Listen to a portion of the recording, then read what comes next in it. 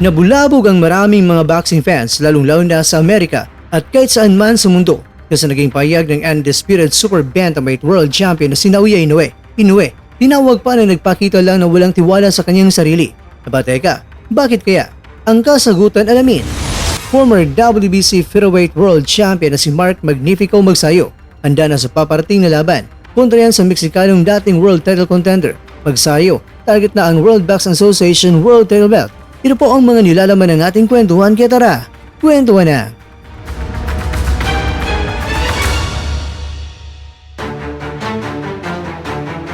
Ito ang headline na bumalabog sa bansang Japan at pati na rin sa buong mundo. Sino nga ba ang mag-aakalang ang US media ay talagang hindi sumang-ayon sa desisyon ni Inoue na hindi muna sa ngayon aakyat ang timbang sa featherweight division?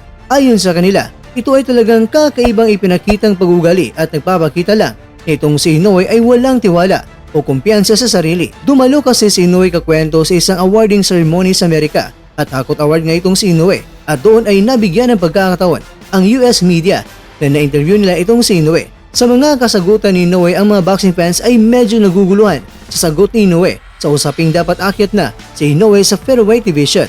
Marami nga ang mga nadismaya sa ginawa ni Inoue na kung tutusin ang expectation nila, itong si Inoue ay aakyat na agad ng timbang pagkatapos naging undisputed super bantamweight world champion pagkatapos sa tinalo ang ating kababayan na si Marlon Tapales. Pero ang ginawa raw ni Inoue ay dinipensa niya ito kontra kay Luis Nery at bumagsak pa itong si Inoue sa unang round.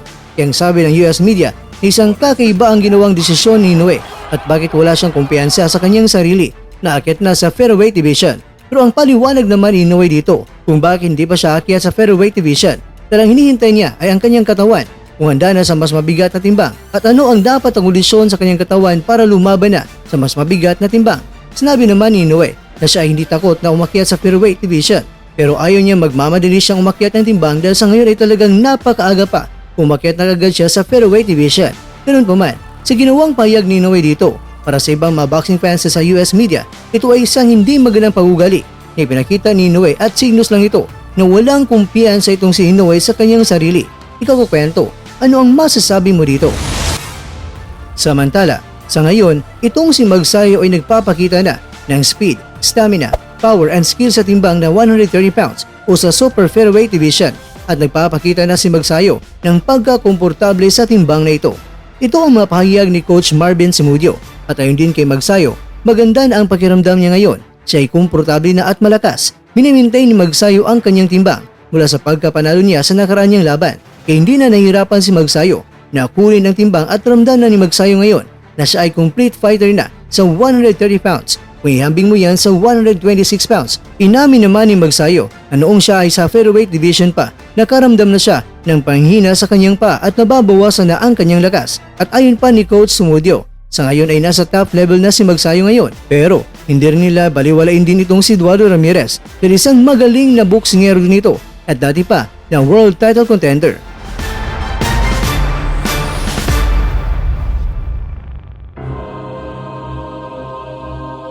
Mga kakwento, ang WBA Super Featherweight Belt na ang titulo na target ni Magsayo. Nakanda na ang kampiyon na si Lemon Roach na isang Amerikano na may hawak ngayon nito. Sana manalo si Magsayo at mauwi niya ang WBA Intercontinental Super Featherweight na titulo para mas mapapalapit pa sa isang world title fight ang ating pambato. Kaya huwag nating kalimutang suportahan si Magsayo sa kanyang paparating na laban. Kaya Magnifico, let's go! Alam naming kayang-kaya mo yan. Excited na kami sa Eurosteps mo, kabayan!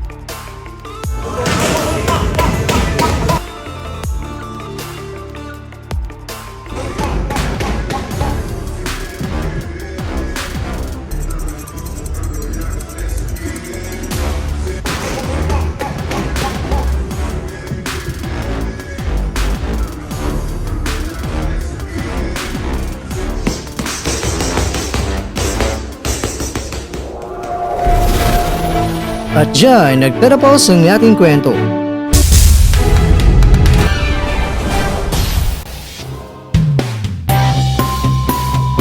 Maraming salamat mga kakwento sa inyong panunod. Pero baka naman mga kwento ay nagustuhan niyo po ang kwento natin ngayon. Baka pwede niyo po akong mabigyan dyan ng like, subscribe at pa-click na rin sa bell button. Pero bago tayo matatapos mga kwento ay syempre, shoutout po muna tayo dyan sa ating mga kakwento. Kikakwentong Ashley Nicole Alonso, kikakwentong Wild Joker nandyan sa Pangasinan.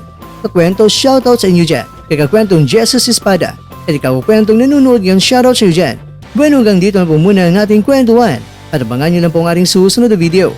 At dito lang po yan sa isang channel na kung saan maaring ito'y mga kwentong di pa na kwento sa inyo.